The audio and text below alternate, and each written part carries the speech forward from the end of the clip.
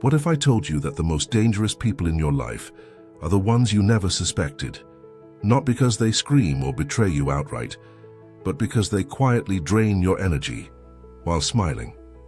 We've been told to be kind, to forgive, endlessly, to never shut people out. But what if that idea is a lie, a sacred-sounding trap designed to keep you open to everything, including poison? They say everyone deserves a second chance, but no one asks, what's the cost of giving it? Sometimes the highest act of love is saying no, not because you hate them, but because you finally remembered to love yourself. Look around. The people in your life, they are not just companions, they are anchors, mirrors, doors. Every person you allow close pulls your energy in a certain direction. Some uplift, some hold still, and some pull you down without ever speaking a word. You feel it, that heavy silence after they leave, that subtle anxiety before they arrive, that feeling of shrinking when you should be rising. This isn't just social, it's spiritual. The soul feels what the eyes can't see. Some people don't attack your life, they dim it. And the worst part? You often keep them around out of guilt, nostalgia, or fear of being alone. But if someone's presence clouds your peace, what else do you need to know? The ancients knew something we've forgotten, the wise. Walk alone or with very few. Socrates warned about the corruption of the crowd. Buddha left behind his palace to sit in silence. The mystics withdrew to deserts, forests, caves, not to escape people, but to find themselves. Because who you surround yourself with shapes who you become. In Hermetic teachings, it's said like attracts like. If your circle doesn't reflect your soul, you're not in a circle, you're in a trap. Every relationship is an exchange of energy, and not all exchanges are equal. Some steal more than they give.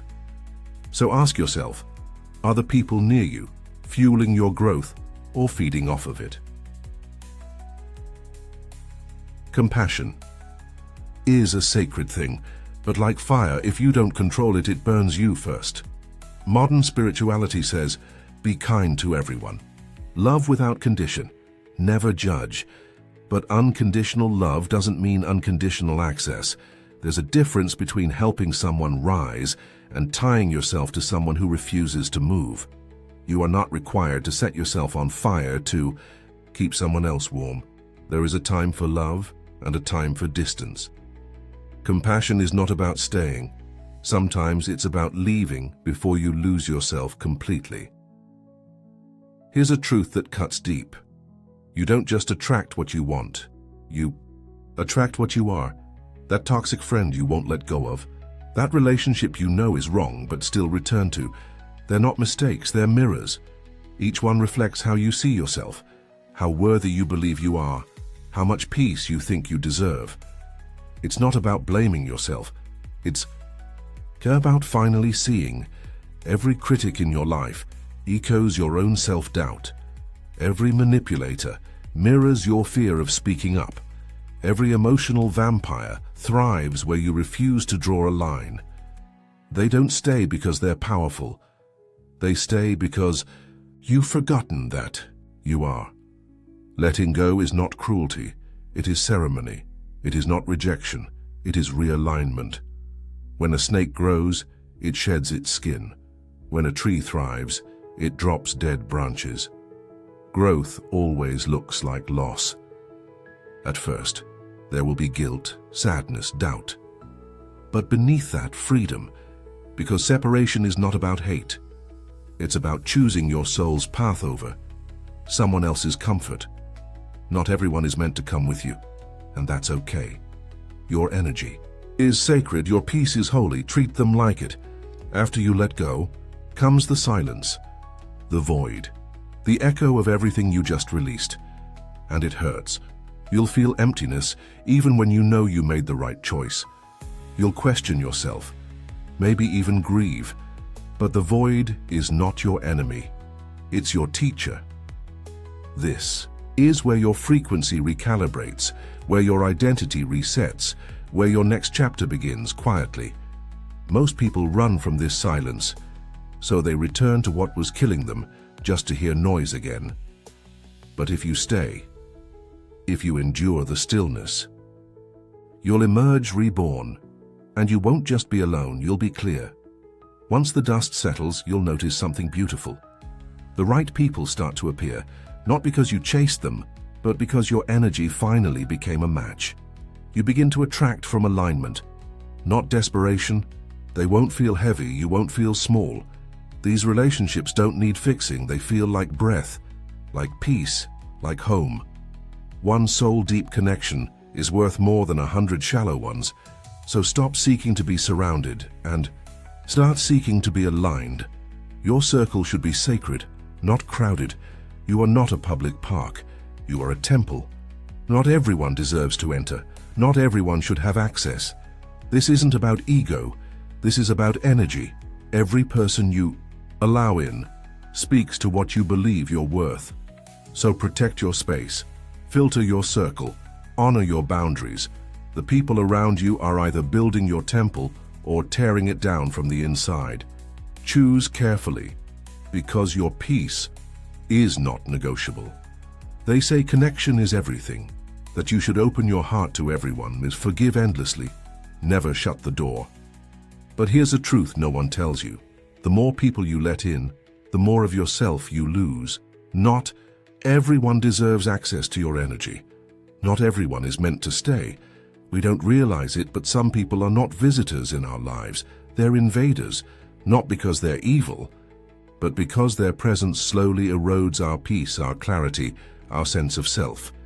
You start shrinking around them, filtering your words, silencing your truth, and over time, you forget what it feels like to be fully you. We're taught to feel guilty for letting go. But keeping someone in your life just because you should is like drinking poison out of politeness. The Stoics believed peace of mind is the highest good. The Buddha taught that your environment shapes your mind, and still we let chaos walk freely through the front door of our lives, wearing the mask of friendship, family, history. Why? Because we've been conditioned to fear exclusion more than we fear self-destruction. But here's the question that breaks the spell. What is the hidden price you're paying to keep someone who no longer belongs? Every soul you allow too close is either sharpening your spirit or slowly dissolving it. And unless you learn to choose, you'll be chosen for. Not by people who see your worth, but by those who only see your availability. This isn't about judgment, it's about protection. It's about discernment. It's about the sacred art of saying, not everyone gets to walk this path with me. Your life is not a hallway, it is not a waiting room, it is a temple, and not everyone should be allowed to enter it. This is not a metaphor, it is an ancient truth. From the Taoist sages of China to the mystics of Egypt, the message has always been the same. Protect the field, guard the flame. Watch the door. You are not meant to be open to all, you are meant to be open to truth, to alignment, to resonance. But instead, we let just anyone walk in. People whose energy does not match ours. People who carry chaos, envy, anger, and distraction. People who tear down the walls of our temple, brick by invisible brick, and we wonder why we feel lost, anxious, confused, exhausted. It's not just life. It's who you've let into your life. The indigenous shamans of the Americas spoke of energy contamination. Modern psychologists call it emotional enmeshment or empathic burnout. But the truth is simpler. Some people enter your space not to share light, but to steal it. There is no peace without boundaries. There is no growth without silence. There is no clarity without distance. So ask yourself, who in your life is loud in your head, even when they're not in the room? Who leaves a mess in your spirit after every conversation? Who drains you with their presence and lingers in your mind long after they leave? Those are not accidents. They are signs. Your sacred space is yours alone to protect, and you owe no explanation for choosing peace over connection. We stay loyal to people we've outgrown, not because they nourish us, but because we're afraid of what it means to leave. We mistake history for compatibility, time for truth, guilt for love. But here's what most don't realize. Loyalty that costs your growth is betrayal in disguise. We're told that leaving someone behind is cruel, that saying no is selfish, that walking away is weakness. But in truth, the greatest act of love is honoring the evolution of your soul. Carl Jung once said, "Until you make the unconscious conscious, it will direct your life, and you will call it fate." And many of us unconsciously keep people around who mirror our wounds, not our worth. You hold on to the friend who belittles your dreams, because your inner child still believes you don't deserve more. You keep the partner who never sees you, because part of you is still invisible to yourself. Letting go isn't the hard part. Facing why you held on for so long is. The section of your journey demands brutal honesty. Why do you still keep that person in your life, out of love or out of fear? Because if it's fear, fear of conflict, fear of guilt, fear of loneliness, then that connection is not love. It's a prison made of politeness, and you are allowed to leave it. The people who truly love you will rise with you. They will not beg you to stay the same.